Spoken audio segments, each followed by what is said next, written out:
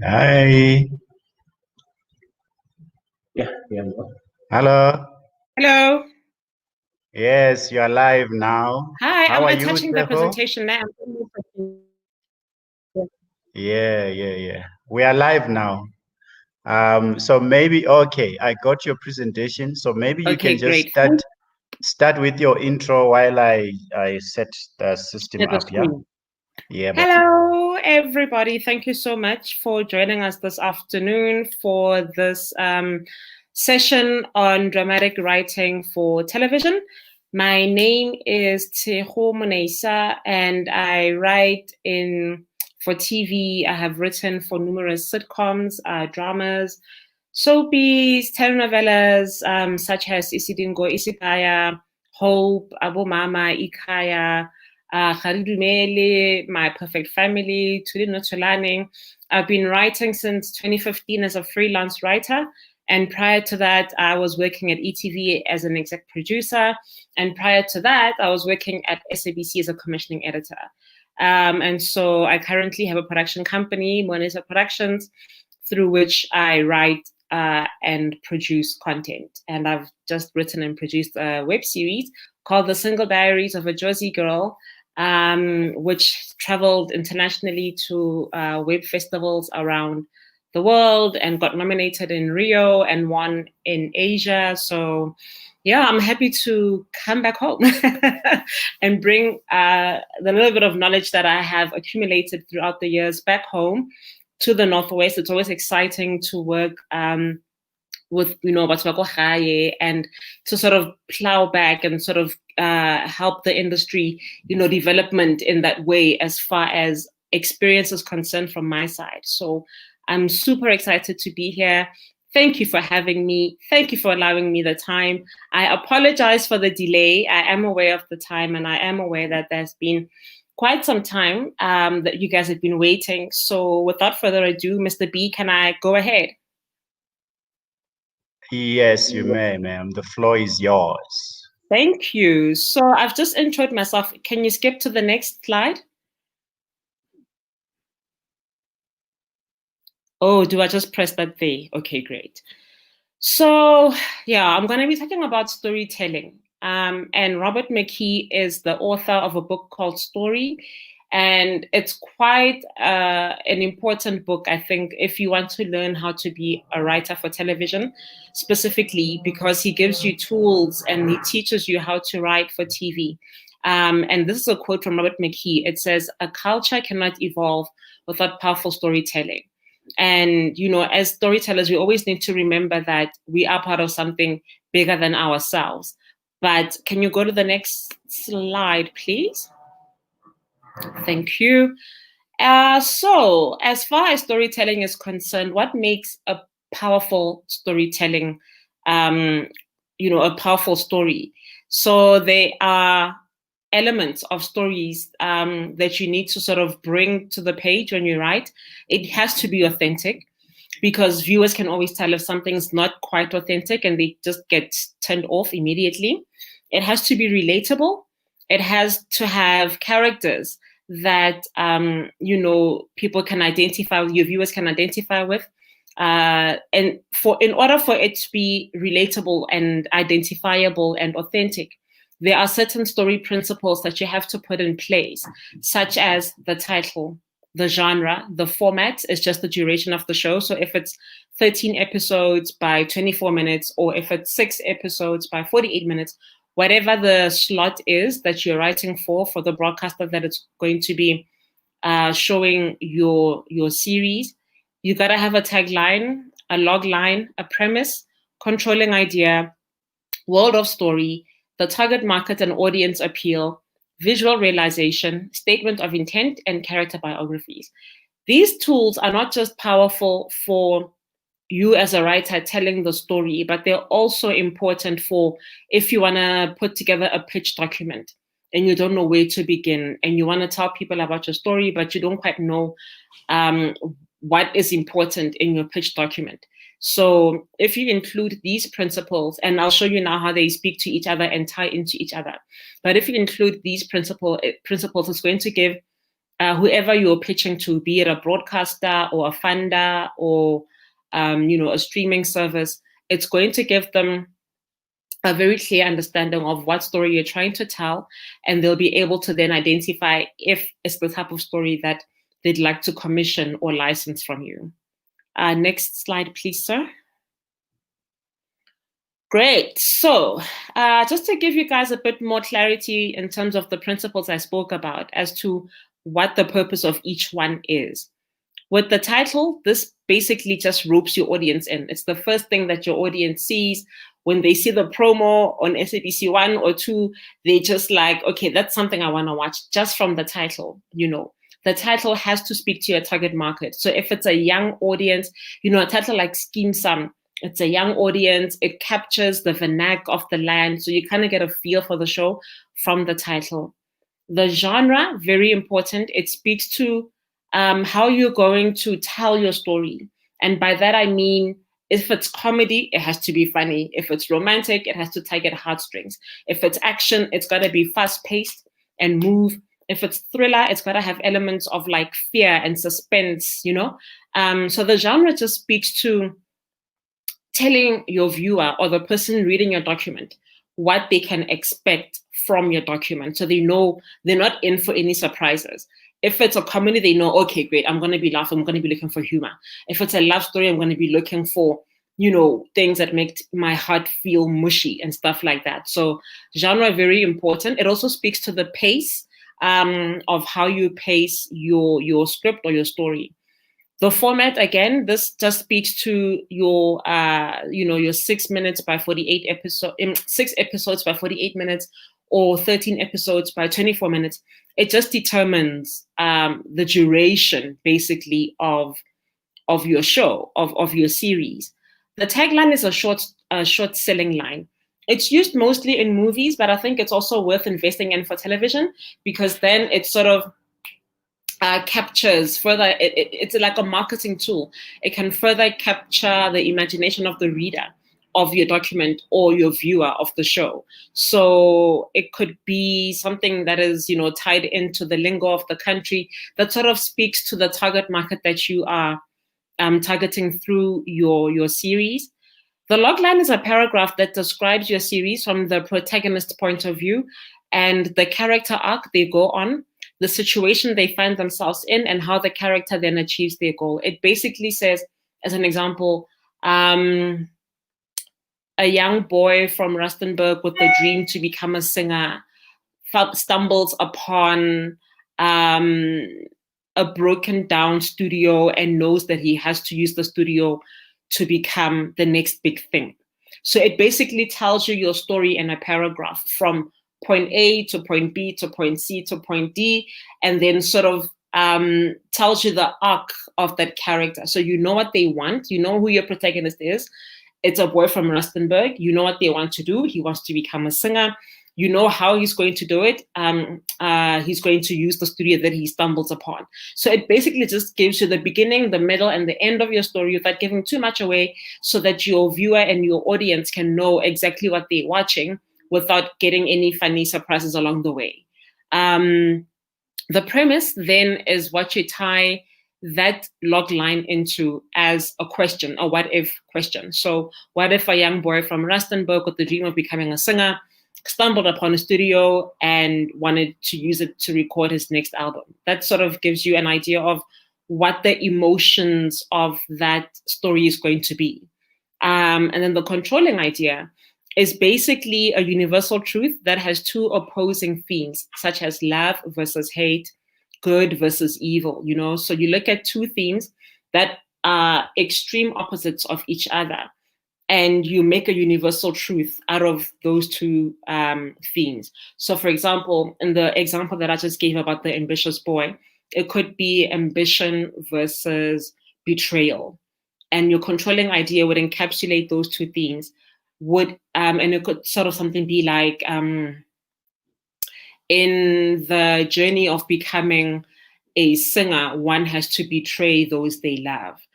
So in the journey of becoming a singer, that speaks to ambition, and then betrayal is the betrayal of who you betray on that journey. I hope this is making sense. Mr. B, are you able to take questions at any point, or should I just keep going? I should be able to take questions. Okay. Would you like us to do that? Maybe we take Yes. questions I as we think, go. yeah, I think as we go, so that we don't wait for the end, so that I know which Okay. point to answer. Yeah. All right. So you know what? So now you can proceed. And then what Okay. I'll do is I'm just going to put a number for everyone who is viewing. You can use this number and just send a WhatsApp with your With the question. question. Okay. That's Yeah. perfect. Perfect. Yeah. Okay, good. I'm going to remove it each time it comes on your way in terms of blocking your view. No But for problem. now, all right. That's great. Thank you so much. Right. So now we're still busy with the storytelling principles, the principles that help you actually make a good story. There is something called world of story. This is basically where your story is set. So in Scheme Sum, it's Terflop. It's set in Terflop. And so you can also break it down even further and say Maputla House, Hospital, Siakamela House, and so on and so forth. But the world that the story takes place in is the world of Terflop. And this is important because you need to know how your character operates within that world, or how your characters operate within that world. More next point is target market. You need to know who your target market is. You can't sell something to anybody if you don't know who you're speaking to. You can't write for anybody if you don't know who you're writing for. You have to just not just know what the story that you're writing is about, but have to know who you're writing it for, so you know how to write it. And then audience appeal just speaks to the things in your story that make your story appealing for your target market. So, for example, if it's a rom-com and it's for women between the ages, target market is women between the ages of 25 to 34, then your audience appeal could be the type of music that you use. It could be the locations that you choose, which then speaks to the next point of visual realization, which is what does your show look like? So if it's shot in Joburg, where in Joburg? Why that area? Is it Sandton? Is it Soweto? Is it a hospital? Is it a police station? So you need to be able to sell the locations as well and say why you chose those locations for your story. What type of camera angles are you going to use? What type of lighting are you going to use? And so on and so forth. Statement of intent is very important, and people tend to leave this out. And this, for me, is the most authentic part of all of these principles, because it speaks to you as a writer. Why do you want to write this story? In the beginning, I said your story must be authentic, it must be relatable, and it must be identifiable. So why is the story important to you? This is the part where you can say how you connect to the story as a writer and why you want to see this story produced. And then lastly, we have the character biographies. So important, because now we know who the people are in your story, your characters that are going to move your story forward. Who are they? What do they like? Where do they hang out? What motivates them? What is their wound? This is so important for story, because once you understand, characters in like a 360-degree way, you won't just write on the surface. If you understand why your character behaves the way they do, that's going to speak to the motivation behind why they do what they do in your story. Okay. Next slide, please. Great. Before moving on to characterization, just a question here about the premise. So basically, remember the premise comes after the log line. And I said the log line is like a paragraph that surmises your story. So it's like a boy from Rustenburg wants to become a singer and stumbles upon a broken down recording studio. Log line. So the premise is basically putting the log line as a question. What if a boy from Rustenburg stumbled upon who wanted to be a singer, stumbled upon a recording studio and used it to record a track? Does that make sense? Some people call the premise a what if premise. So you basically take the log line and you put what if before and turn your log line into a question. That's pretty much all that it is. I'm going to move on to characterization. If you guys have any questions, just keep, going. Stop me if you have to. It's all good. So characterization, I started with characterization because for me, it's the most important tool as far as writing for television is concerned, because your characterization, it's the heart of your story. Because for TV, it's what the viewers remember the most. It's the steering. We remember Brooke Logan, we remember Rich Forrester, because they just become, we identify actors as the character name. That's how important the characterization is. What's happening to my presentation? It's become a bit small. Thank you so much. So characterization is not who or what the character is. That's the character biography. Characterization is why are they the way they are. So if you've got a character, for example, Mama Wakomachaying, she's 57, she's a grandmother, she's raising 3 grandchildren, and her children work in the city. And she knits as a hobby, but she's got a plot of land and she grows mealie meal. That's who she is. That's her character biography. But her characterization is what makes her who she is. So characterization would speak to, why does she farm mealie meal? She farms mealie meal because her husband died and she's a widow, so she has to depend on herself. That could speak to her wound. Does she have a wound about being a widow? Is she bitter that her children have left her to go and work in the city and left their children there? Is she happy because she enjoys taking care of her children? So the characterization is the motivation, the emotional connection with why people are the way they are and why they do what they do.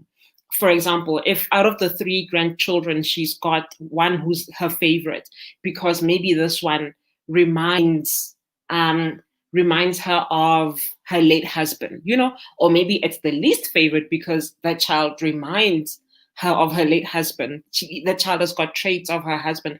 This is her characterization. So we'll be able to see in story how she treats that child as opposed to the other children.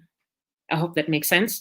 And also, characters have relationship dynamics, which is how they relate to each other. So in that household, you would have grandmother, grandkids, but how they relate to each other depends on those 2 characters. So the grandmother and child number 1, number 2, and number 3, and also the kids among themselves.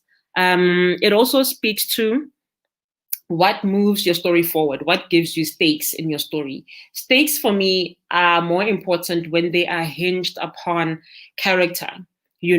So in a scene, for example, you could have those 2 characters, the gogo and the child who is her least favorite, and the child maybe is asking for food, and the grandmother is impatient, like, hey, because of that history that she has and the connection that when she sees this child, she remembers her late husband, and so she's very bitter about being a widow. And so the child would then say, but why are you not giving me food, for example? And that causes conflict in the scene, and as a result, that moves the story forward. What the child does after that then moves the story forward in that way, and not the grandmother does after that, involving other people in the storyline or whatever, however you move the story forward. But story always has to revolve around people, characterization, and character motivation. Great. Okay, we've got a question. With regards to statements of intent, the why now part, as in why am I telling the story now? How would I justify the relevance of telling the COVID-19 related story long after it has passed? With regards to the statement of intent, it's more about why you want to tell the story and not necessarily what you want to tell the story about. So if I understand this question properly, I think what you're asking is, if your story is about COVID-19, how will you then justify writing a story about COVID-19 next year, for example, when COVID has passed? And the story is not about COVID. Your story is about you. You are telling the story because you lost your neighbor to COVID, or you lost your mom to COVID. And as a result, you want to shed more light on how COVID has affected you through the story. So it's always connected to your personal reasons. And it doesn't have to be some deep, dark secrets. It can just really be a way of showing people why you are connected to the story and why you feel you are important to tell the story that you want to tell, basically.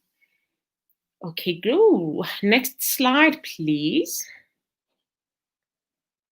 Right. So after characterization, it's always important because now we're whittling down characters. So you've got the character biographies from your storytelling principles, and now you guys should have a better idea of characterization and what makes characters the way they are. And so out of that, you need to populate your story with people in the different worlds. So let's take Skeem Sam again as an example. So you're in Terflop, that's the world of the story. But in Terflop, you've got different smaller worlds of story, the Maputla house, Yakamela house, hospital, police station, shop, examples. And then you populate the world. You say in the Maputla house, there is Meiki and John and Tibos and Leto. And in that house, Meiki is her archetype, but she's a matriarch. John's archetype is that he's a patriarch. Leto is maybe the playboy before when he was in Joburg, not so much now. And then Tibos, let's say he is the mama's boy as an archetype. Archetypes are important because you need to know how to write for those characters. So if you're writing for a matriarch, the language which you use to write for her should speak to her archetype. If you're writing for example, Leto, the playboy, you would need to write for his archetype, which is fun and light and fun loving and outgoing, and he used to be a DJ or was from the DJ, I think, at some point previously. So those types of things help you know exactly who your character is, so that when you write for them, your audience can also know who that person is, so they can relate to that character. Relatability is big in TV. If your audience does not relate to your characters, or they cannot identify your characters and say, okay, I know this person, they're not gonna watch. They're just gonna, tune out because they're like, I don't relate to these people. I don't know what they want. I don't know what their goal is. I don't know why they are the way they are. So all of these principles help you just build the foundation of your story. An archetype can be defined as a person at their core. Different types are matriarch, patriarch, the joker, the playboy, the bitch, the femme fatale, the villain. Everybody loves a good villain. But for a character to be relatable or identifiable or resonant, they cannot just be one thing. They cannot be one-dimensional. This is so important. You need to have different types of shade and color in your archetype. For example, the matriarch with the drinking problem. It doesn't take away from who she is. She is a matriarch, but it makes her human. Viewers can relate to her, or viewers can find her identifiable because she's now relatable. It just makes them human. You've got your narcissistic joker, the playboy with a heart of gold, the hero who is passive, the empathetic villain, the misguided sage. So all of these, the sage, the villain, the hero, the joker, these are all archetypes. But adding a layer to them just makes them that much more entertaining and relatable.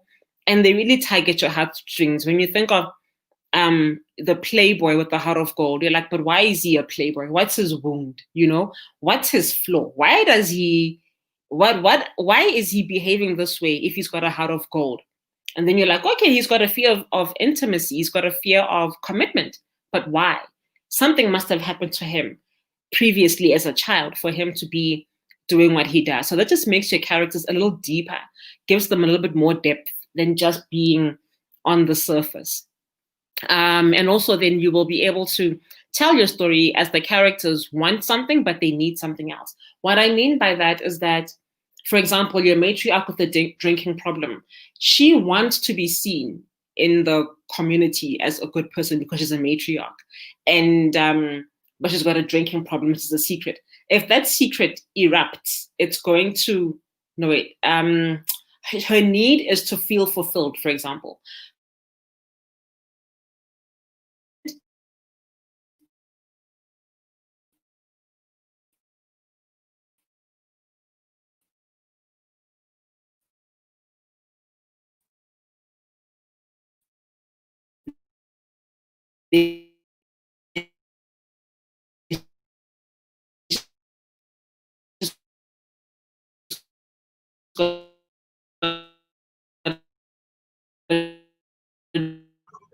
Which must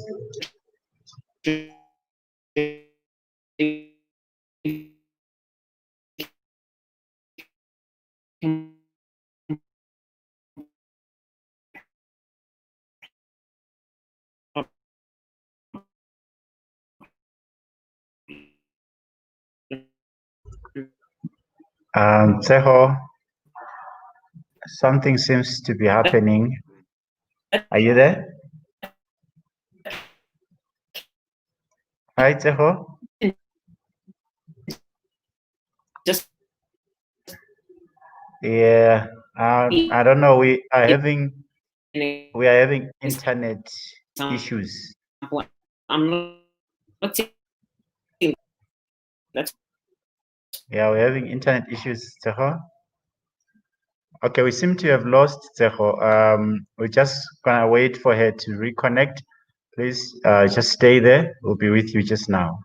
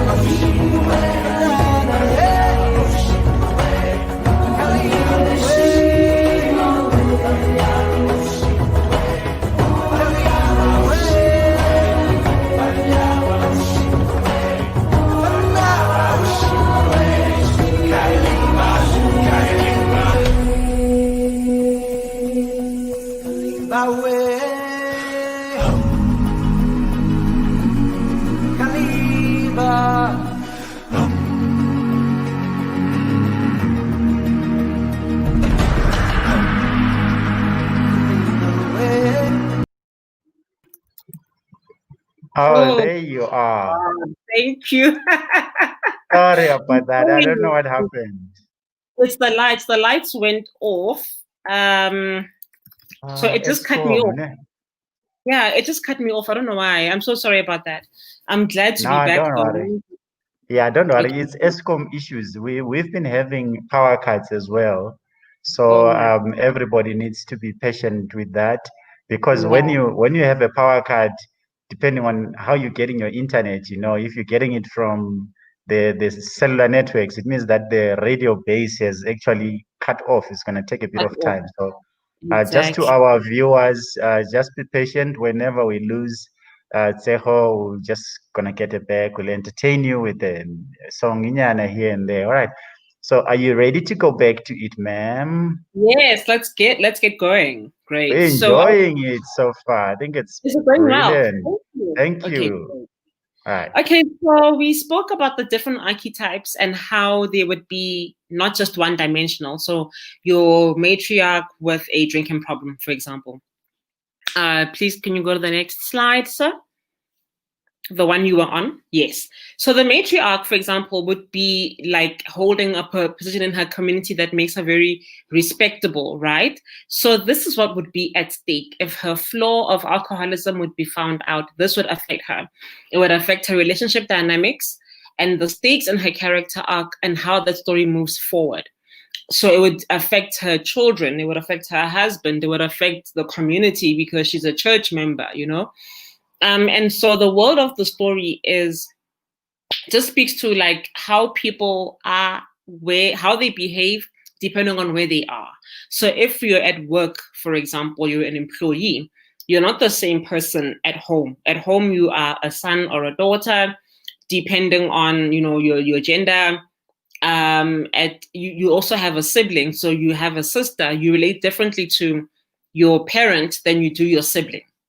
That just further illustrates the dynamics between relationships and people and how they relate to one another depending on the world of the story that you are in at that moment. The wound, I want to speak about this again because it speaks to the reason why, the motivation behind why your archetype or your character has got that problem. The matriarch, what is her wound? Why does she have a drinking problem?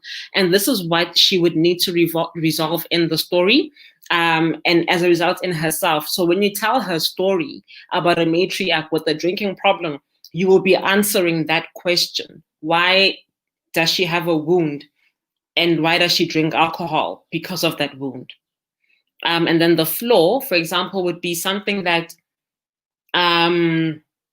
it's not a characterization. It's not a character trait. It's something like, what am I saying? It is a character trait. It's something like she can't forgive herself. Therefore, she needs to turn to booze. But why can't she forgive herself? That's the wound, right?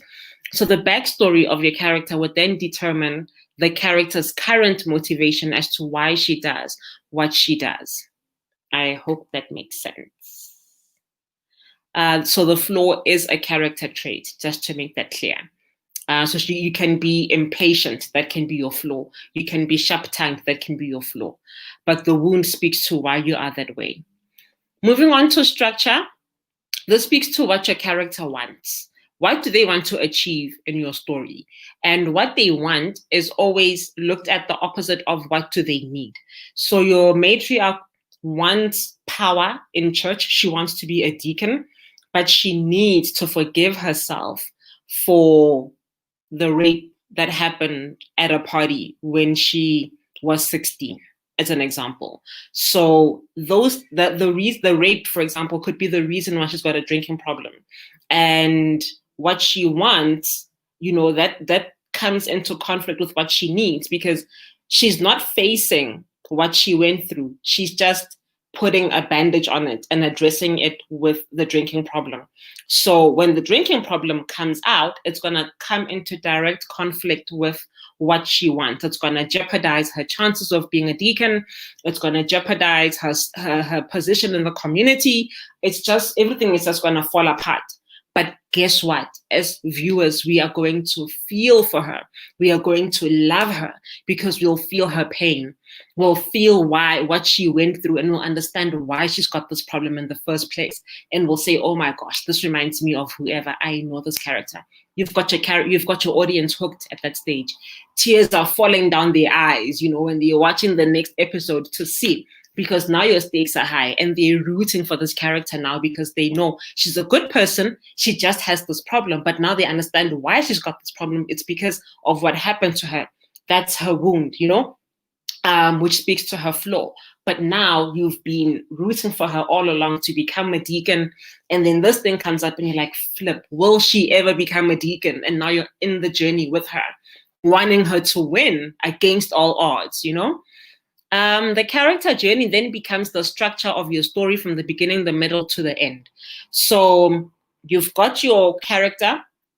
And by the way, this is just illustrating one character. You've got a whole lot of other characters that you need to also service in your story. But for the purpose of this workshop, I'll just speak to like one character. And so you've got your character journey that becomes the structure of your story from the beginning, the middle, and the end. Act 1 is the ordinary world. This is where we see your character in a normal setting, Act 2 speaks to the special world. They've now entered a new dimension and they want to take something on, and they're coming against all sorts of opposition to fight that battle. And then Act 3 is the new world, when whatever they were fighting has been resolved and they're back to where they were, but they've become a better person because of the journey they went on.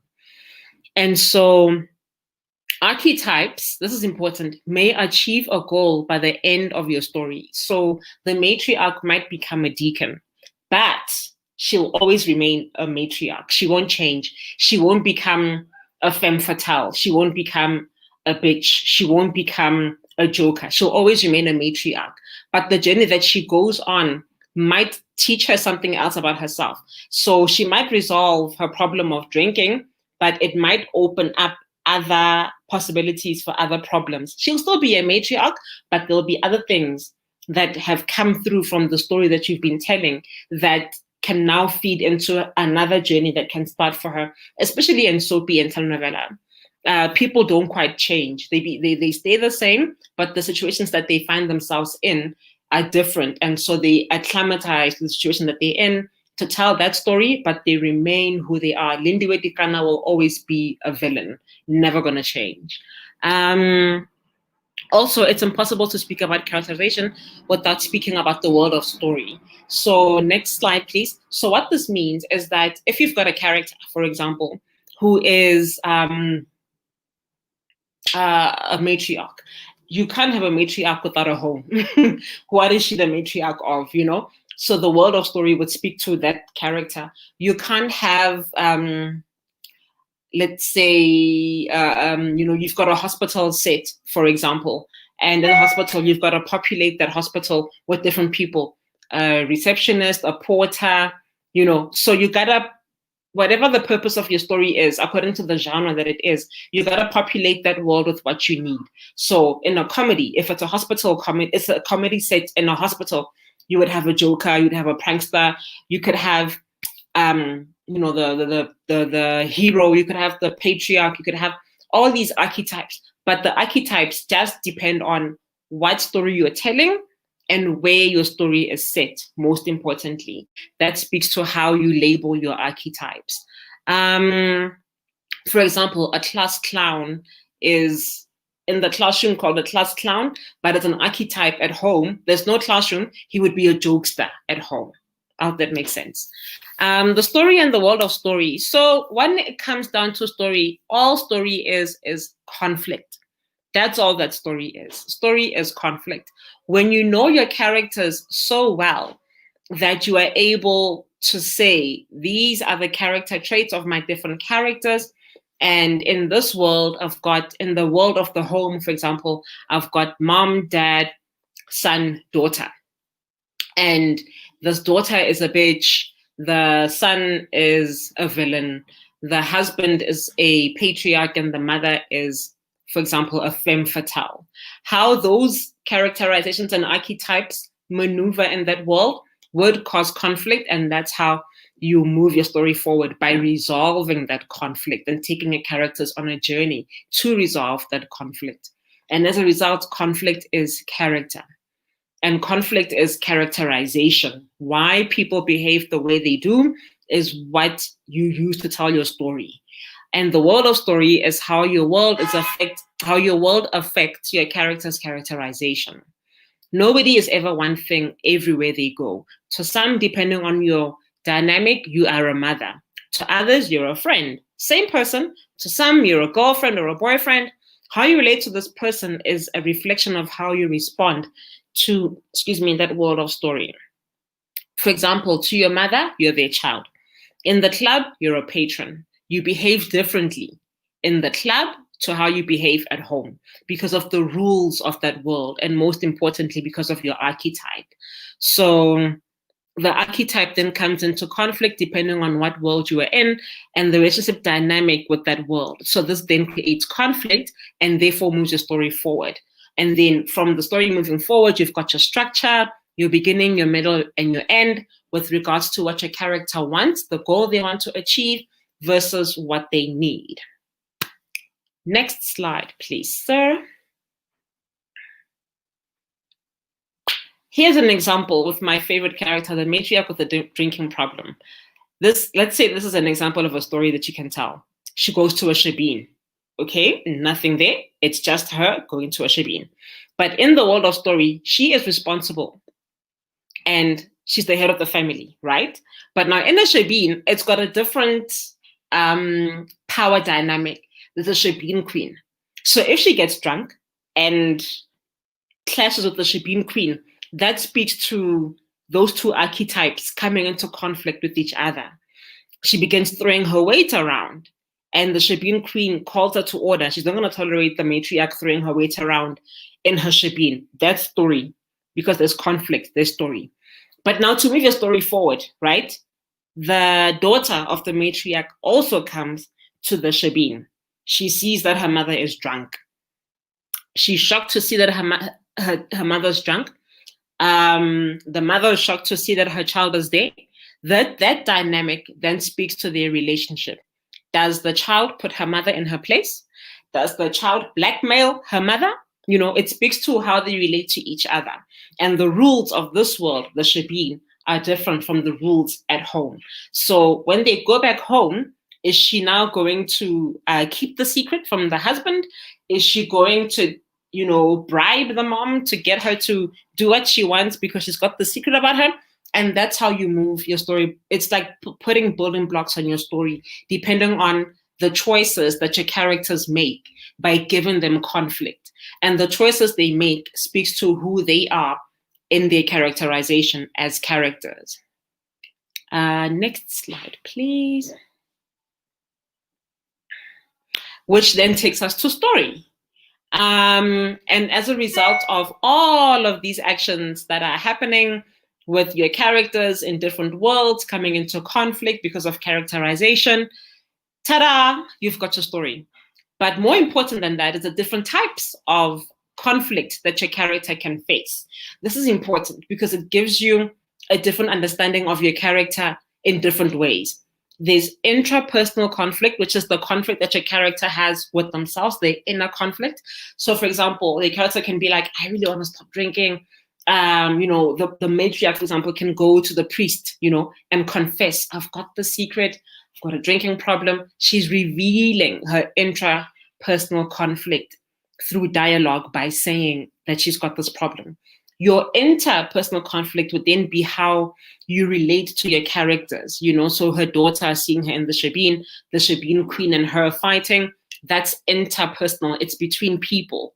And then extrapersonal conflict would be the conflict you have with the world. So for example, she would now, if her secret comes out, she would now have conflict with the church community and with the community that they live in, because she's a matriarch. She's supposed to be taking care of people and, being responsible, but she's getting drunk and shebeens. Like, that's conflict with the world and how people see her, how people relate to her.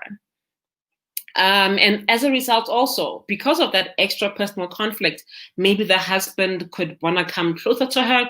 That speaks to the conflict between them. or he could turn his back on her. Again, you're moving story forward depending on how people, the choices people make in relation to each other.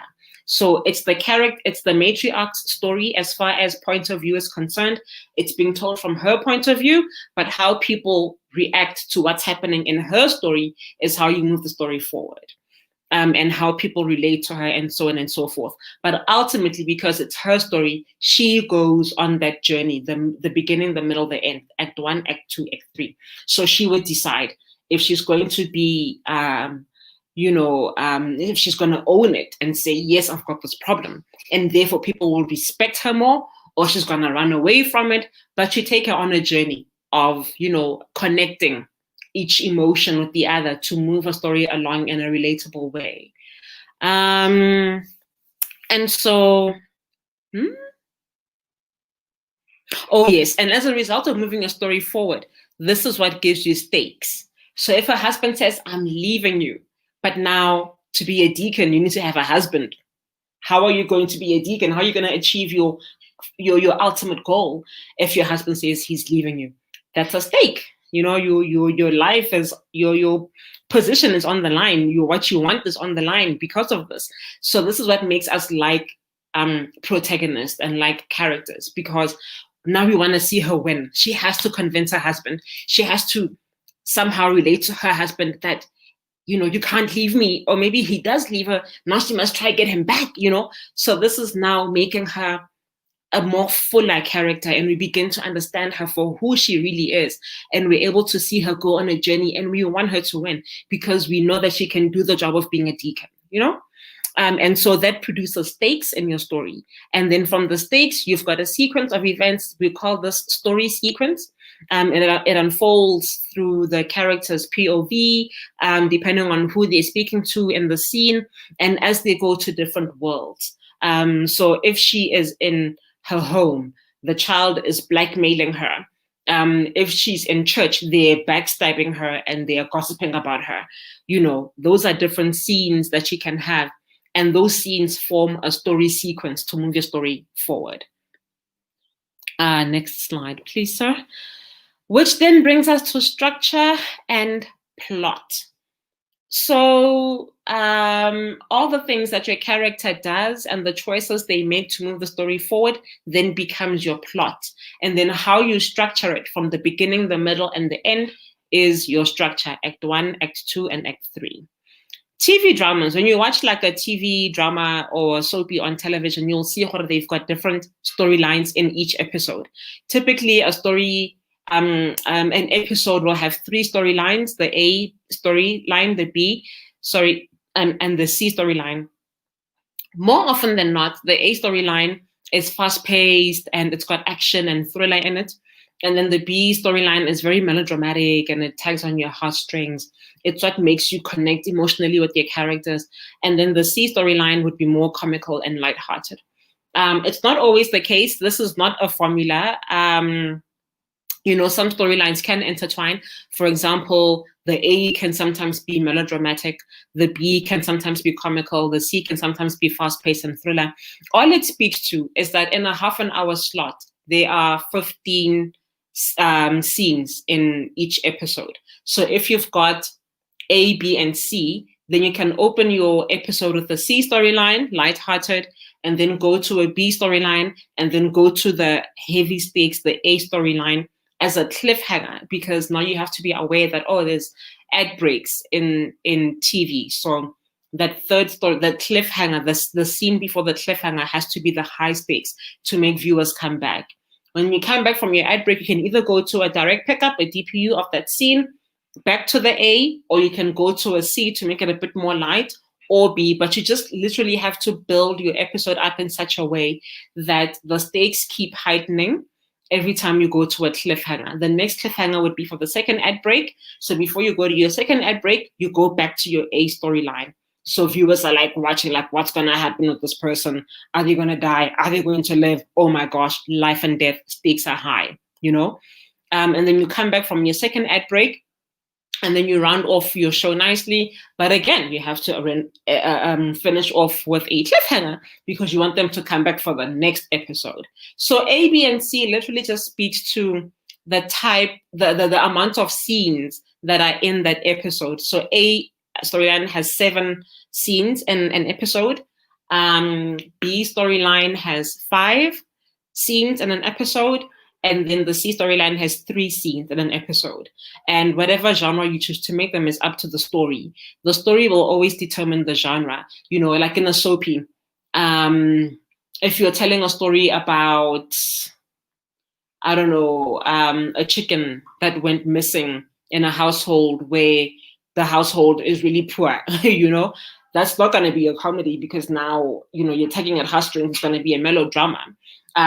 But if there's going to be somebody who has to be caught in the community and it becomes a mob justice story, like if there's, you know, people who are doing crime in the community, it becomes a mob justice story, then that storyline can become an A storyline because now it's high stakes. We need to find these people. It's fast paced, so on and so forth. So you just basically tell your story organically. Don't worry about if it's A or B or C. And then once you tell the story, there's somebody who works in the script department called a breakdowner. The breakdowner then will decide which storyline goes where as far as putting it in an episode. So then they would put the high stakes A, you know, scene before the ad break and the cliffhanger. That's not the writer's job. The writer's job is to just write the story. And the beauty of writing for TV is that you work with the team. You know, some are storyliners. They're the ones who write the meat and the heart of the story, what I'm teaching you guys today. And then you get those who just write dialogue. They take the treatment. So once you've put your scenes in an episode and you've got your 7 A storyline scenes, your 5 B storyline scenes, and your 3 storyline scenes, your C storyline scenes, 3 of them, they put them in an episode. They give that, it's called a treatment or an outline. They give it to a dialogue writer, and the dialogue writer goes and writes dialogues for the characters. And so because there's 3 storylines, there would be 3 storyliners. There would be one writer doing the A story, just the A story, and then there'd be another writer doing a B story, another writer doing the C story. And the breakdowner takes all those stories, puts them together to form an episode, send it to the head writer for their approval, and then once the head writer has approved it, they then send it to the writers to do dialogue. Sometimes head writers can be called story editors.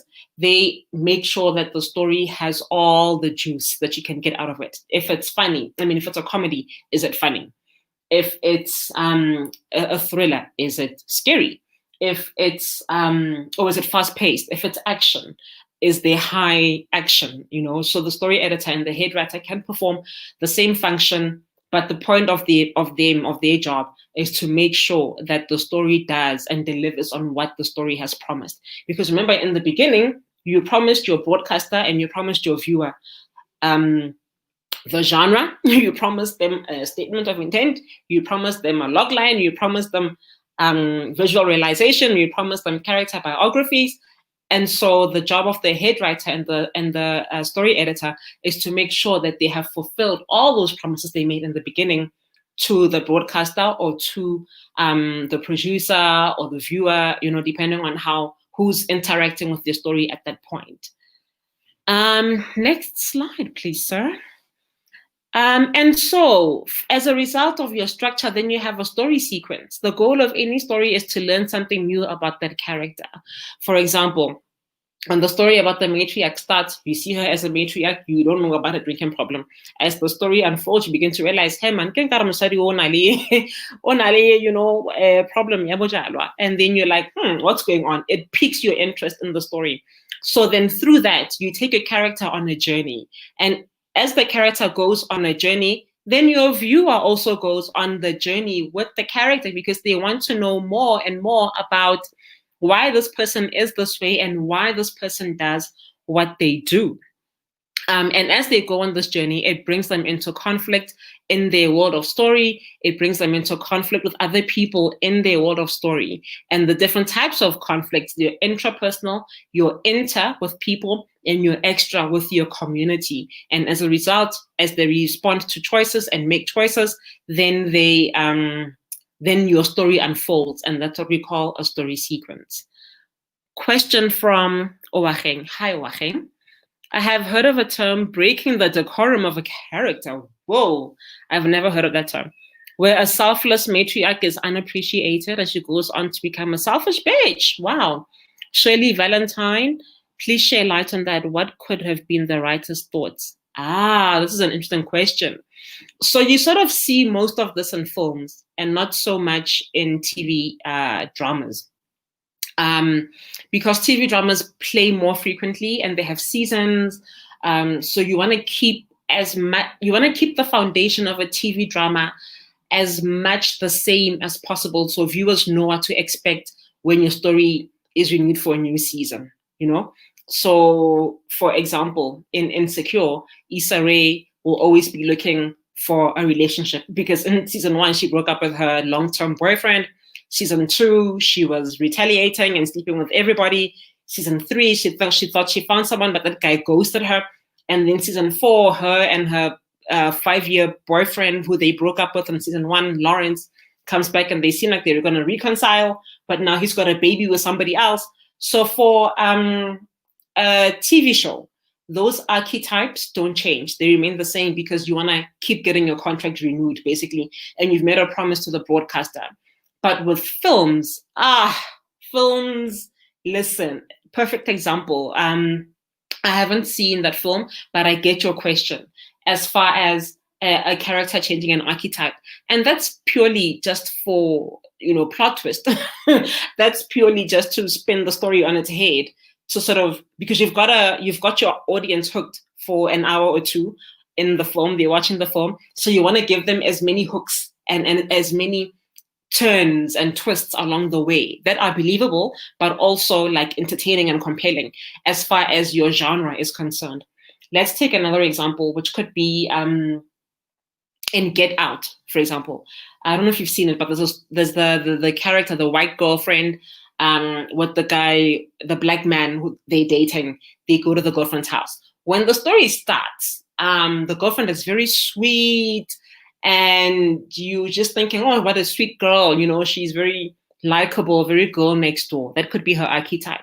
But as the story progresses and the deeper we get into the special world, Act 2, now you begin seeing different traits of her. She's not quite so sweet after all, so her archetype begins to change in that way because it has to feed the story. It has to feed the genre. It has to feed what you what you have set up in the beginning. And for films do this all the time, and it's more than welcome in films. It makes it that much more entertaining, I guess, but also it depends on your genre.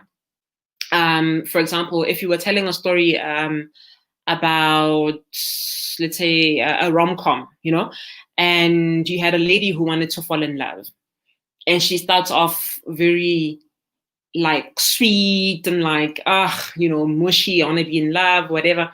And she goes on all these dates, but the dates begin to change her. And she starts becoming impatient. Like, I'm going on all these dates. Why am I not finding the man that I'm looking for? Then her archetype changes. She could become a bitch to get what she wants. She could become a villain to get what she wants because she's so desperate to fall in love. And therefore, in a movie, it's okay for your archetype to sort of go on that journey and go to different phases. But then that depends on how you resolve it. At the end, does she then give up and say, you know what, I'm going to go back to being my sweet self? Or I'm going to be in a relationship and try maintaining it by being a bitch because I've now, taken on these character traits. And then therefore that can start another story. Will she be able to maintain her new personality because now she got what she wanted, but is she still herself, or does she have to be somebody else to keep the thing that she wanted in the beginning?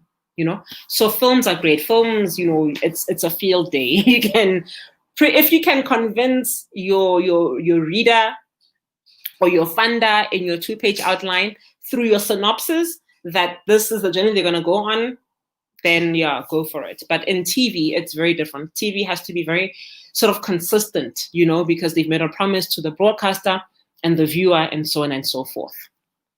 Moving on to, I think we've read story sequence. Yes, I think we've read this slide.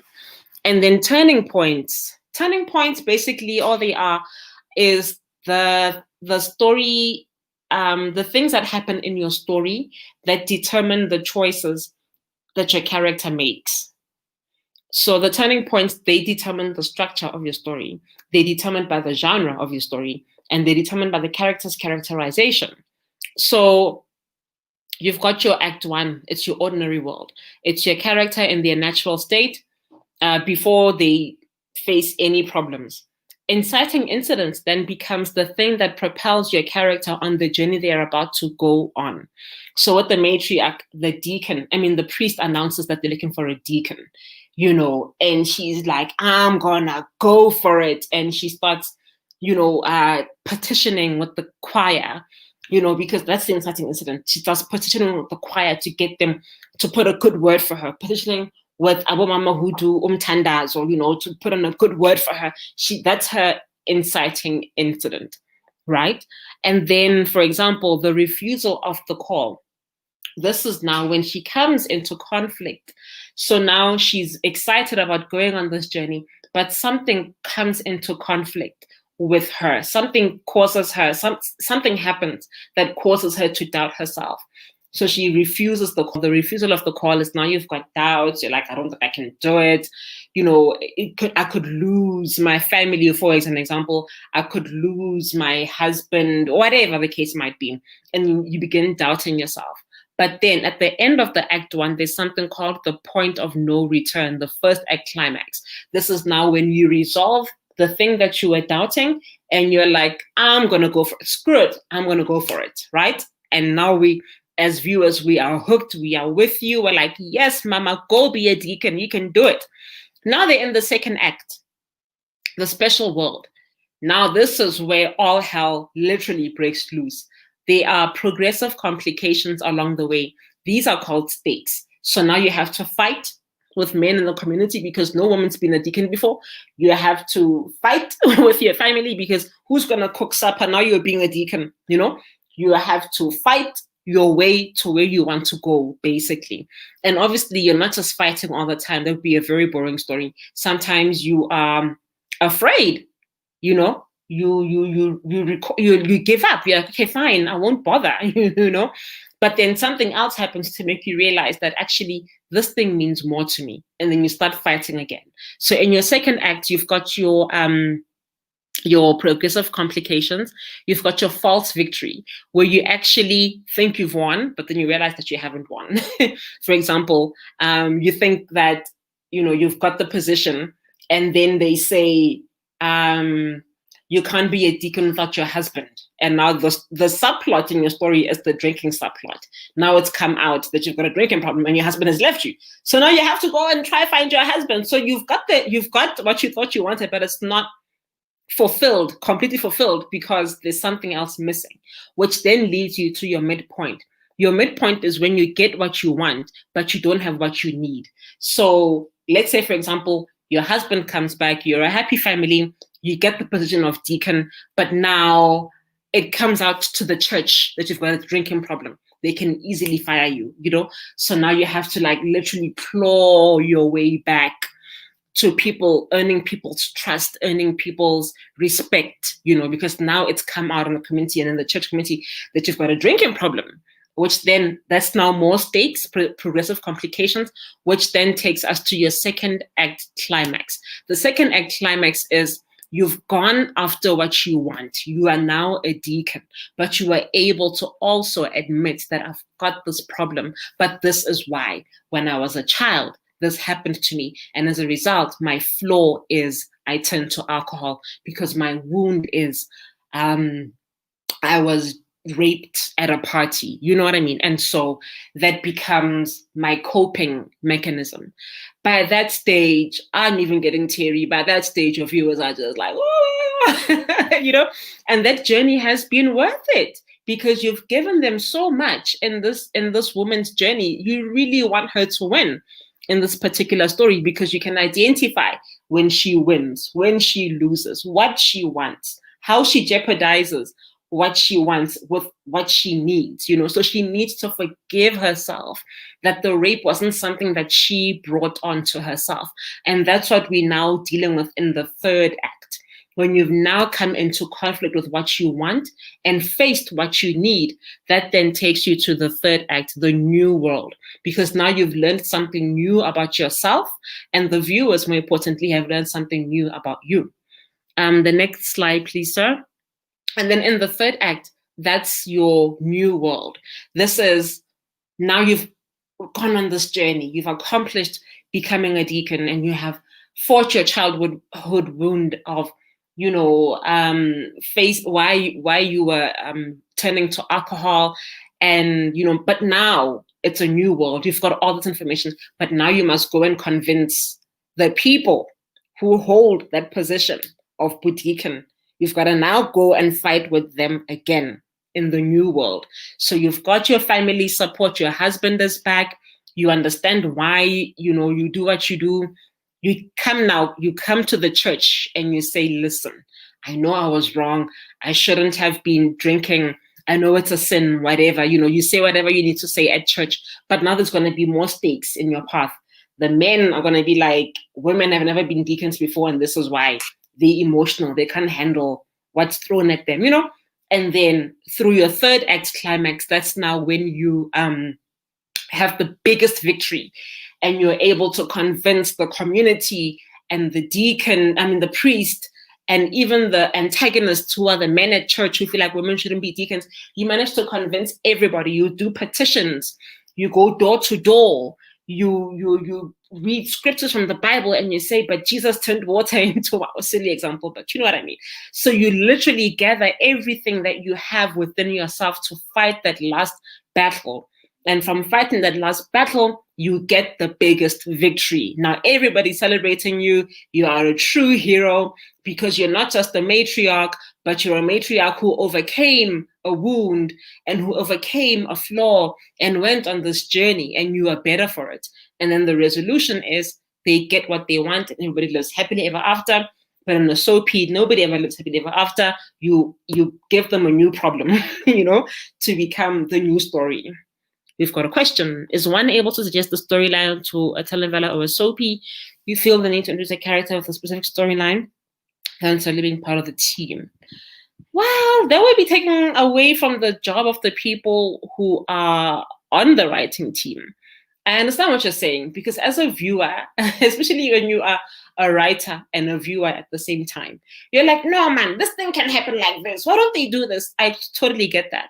But it's the job of the writing team to do that, because every year there's a big story meeting, a brainstorm that happens.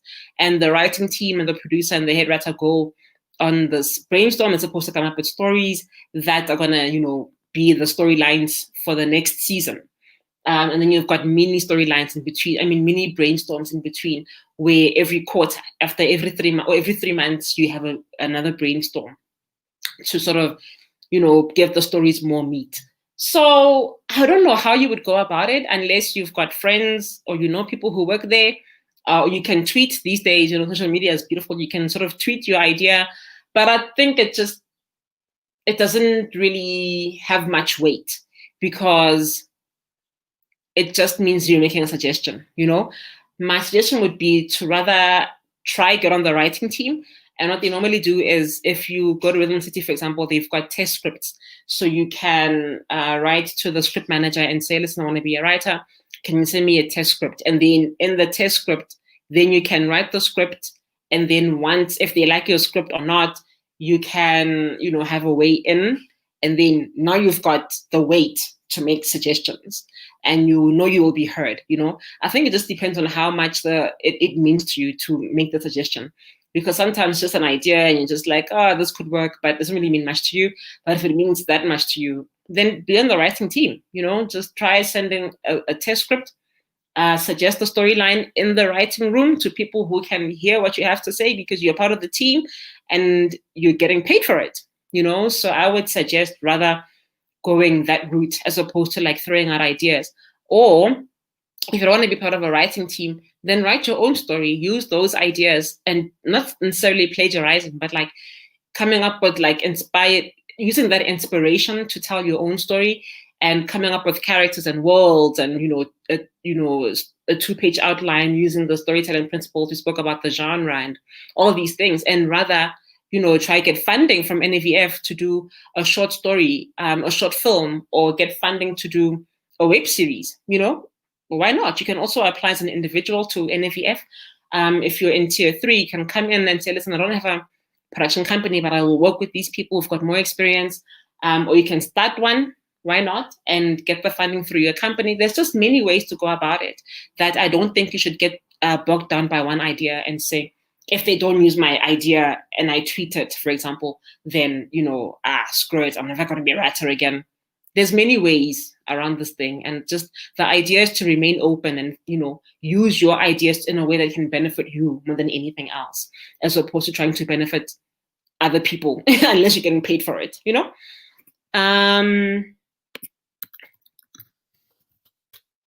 Turning point. So then carrying on with the turning points. So then now we're done with the structure of the story. You've got the first act, the second act, and the third act. Your character has gone on a journey. We understand them all the more fully, right? And now you're writing scenes in a storyline. So you've got the big idea. You know the character journey. You know the character arc. You know what your character wants to achieve. You know what flaw they have to overcome. You know what wound they have that speaks to why they behave the way they do. And so now you have to break your story down into scenes. Scenes need to, so from sequence, the sequence of the events that take place throughout just your character arc, then you've got your structure. From your structure, then you've got beats. Beats basically is like, a beat can contain 5 scenes, for example. It can contain 5 emotional turning points. So a beat can be the matriarch goes to a shebeen, her daughter, she fights with the shebeen queen, her daughter comes in and sees her, and she fights with her daughter. That's a beat, because so much happens, right? But if you're going to break it down into scenes, you have her when she arrives. She's the life of the party. Matriarch is turning up, getting lit. That's one scene. You come back later. She's now too drunk. She's fighting with the shebeen queen. It's a different scene. It's chaos everywhere. It's a different emotion from when she first arrived. Different scene. Number 3, her daughter walks in. Oh my gosh. She's embarrassed. She's ashamed. She's drunk and her daughter's there. Her daughter's shocked. What is going on with you? Who are you? What is going on? Different scene. The 4th scene would be, now she is asking her daughter for forgiveness. Please forgive me. I'm so sorry. But she's slurring because she's drunk. The daughter's embarrassed. You go back to something else. You cut to another scene. You come back. Scene number 5. Now the daughter has to carry her home or something because now she's too drunk. She can't even drive. She can't even walk, So in the beat of that particular world, in the shebeen, you've got different scenes that play out. That's what a beat is. And from your beat, you get different scenes. Scenes need to have conflict, and conflict is derived from character and characterization, as I've explained. And the power dynamic shift in the scene is so important. It's what they call a turn in the scene. So how your scene turns is your character comes in one way and they end up another way. They come into conflict with somebody else in the scene, and they're not the same person. They don't have the same emotion from when the scene started. So in the scene where, for example, she's asking her daughter for forgiveness, she's ashamed, and now she's ashamed and she's crying and she's asking for forgiveness. And now the power dynamic has shifted because she's a matriarch. This is her child. And we've seen them at breakfast that morning, and the matriarch had power over her daughter, but now her daughter has power because she's going to decide, am I going to tell daddy about this? Am I going to tell my siblings about this? Now the power has shifted. And so that's how the scene turns. And then you got to have a crux as well, the goal of the scene. What's the point of the scene? The point is always to move the story forward, but a more important goal would be to find out something different about your character. So you find out that your matriarch has got not just a drinking problem, but she likes to throw her weight around when she's drunk. So the daughter walks in, the docile matriarch, the submissive matriarch at home is now drunk in a shebeen, and her daughter walks in. The crux of the scene is she is this person that we know at home, but now she's this person in a shebeen, and her daughter walks in, therefore she's embarrassed and ashamed. That's the crux of that scene, to show us the character that you're showing in that story in a different light. How you characterize your scene also is not just by the emotion, but also by the location. So for example, let's say in a morning breakfast scene, you can have a family having breakfast, they're in the kitchen eating. When one of them stands up and leaves and goes to work, if we pick them up at work, that's a different scene. It's a different location. That's the best way to explain that. Next slide, please. So then your story begins to move forward by your location and your emotions. And I think that's it. I just saw a slide that says thank you. And so that's pretty much how you write for television. You have to know what story you're telling. You have to know why you're telling the story. You have to know the characters that you're going to use to tell the story and why. You have to know their archetypes. You have to know their flaw. You have to know their wound. So then you can take them on a journey. You have to know what they want and what they need. And therefore, what they want is the outer goal, what they're trying to achieve. And the need is what they need internally for themselves. And as a result of that, that comes into conflict, and therefore you've got your story sequence that tells you the different things that happen in your story, from Act 1, which has your different turning points, Act 2, your stakes and your high tension, your high drama, and then Act 3, when they fight the final battle and they come into a victory from what they were trying to achieve.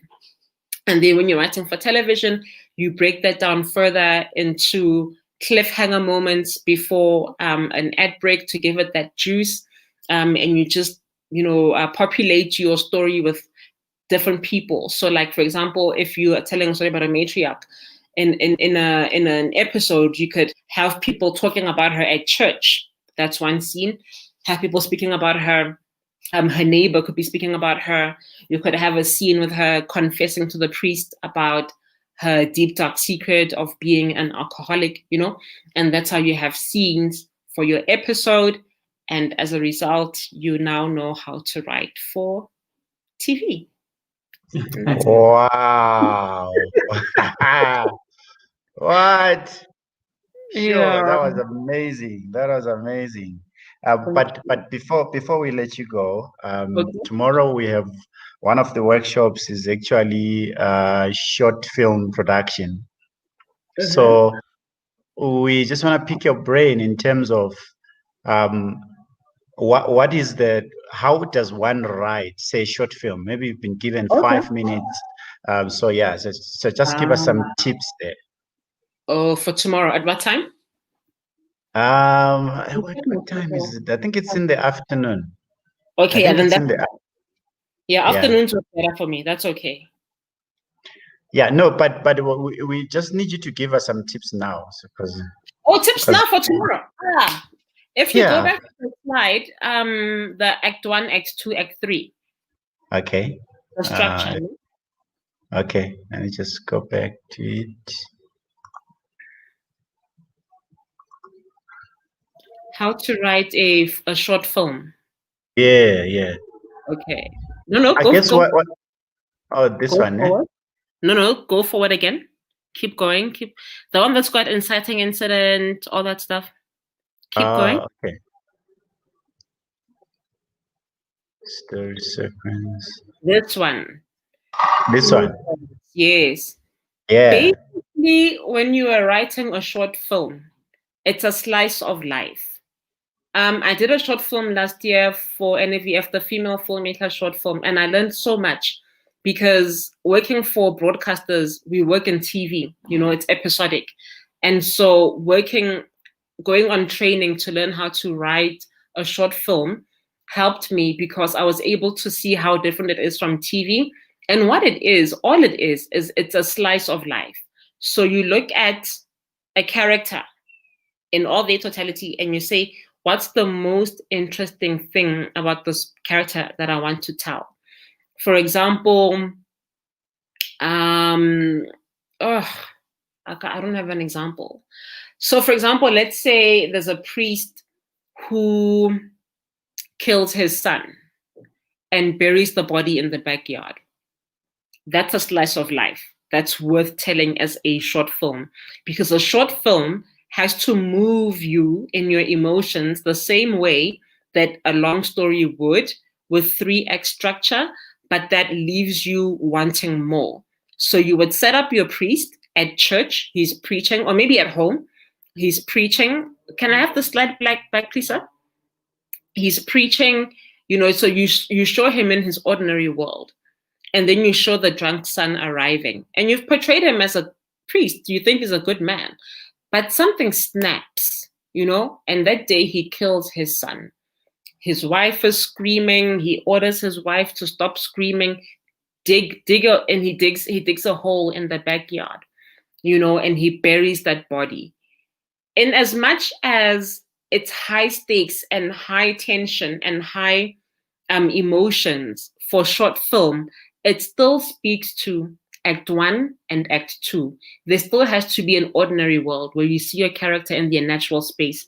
There has to be an inciting incident that makes the character do what they're going to do in that story. But because it's film and it's short film, you can make it quick. You don't have to draw it out.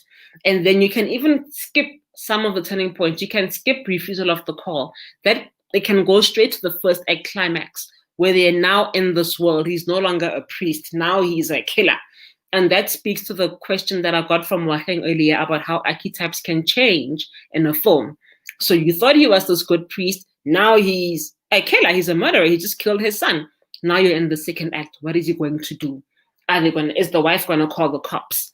The stakes just keep escalating. Does somebody else from the congregation see him?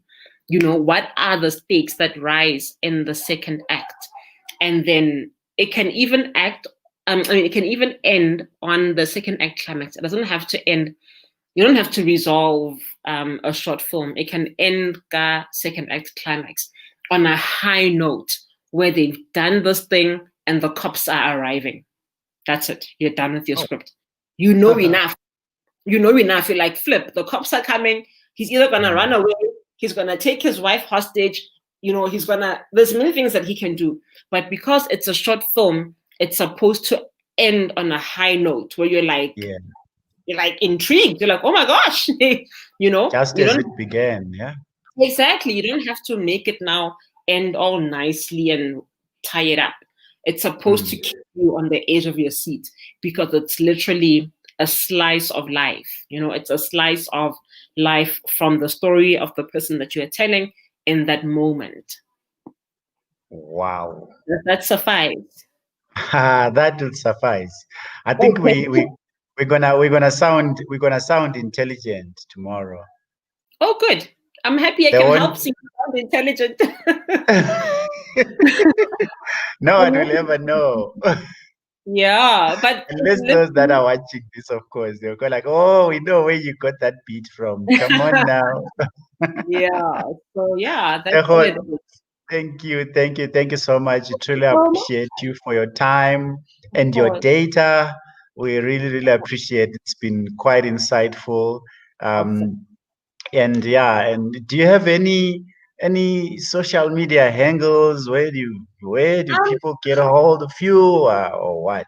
Mr. B, I know we've come to the end of the session, but literally, if there's any more questions, you guys can hoy questions. If not, you can reach out to me on social media. Tshego Monesa on Facebook, Instagram, it's Tshego_Monesa. On Twitter, I'm hardly ever on Twitter, but it's BLK_Lesotho on Twitter. But yeah, that's where you can find me. If you've got any more questions, I'm always happy to answer questions.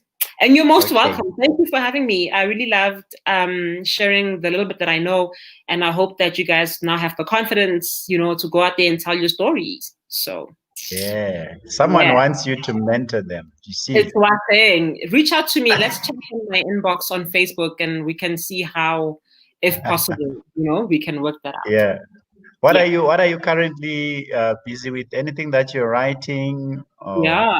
So I write dialogue for Scheme Sum. So once a week I write a script for Scheme Sum.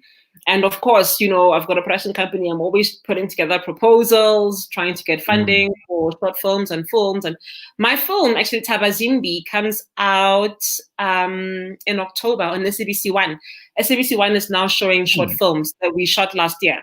I think on Wednesdays at 7. So mine is coming up in October, around the 7th of October. So you guys can watch that day. Oh, nice. Okay, we'll look out for it. Tabazimbi, yeah? Tabazimbi, yeah. All righty. Thank you so much. Truly appreciate. You're It's welcome. been amazing, and I think people have benefited quite a lot. Good. It's been lovely having you around. Thank you so much. Cheers. All right. Bye. Bye. Wow, guys. So that was Tshego with the writing bit. So yeah, hope you enjoyed. It's been a pleasure. We enjoyed it. I enjoyed every bit of it. Bye-bye. So for those that are watching, that are in the venue, please don't forget, tonight we have got Kalushi, the screening. So stay behind, talk to Mandla. And then after this, at 6 p.m., we are going to cross over to LA with Top Actor Studios. So they're already on standby. So yeah, stay there. See you.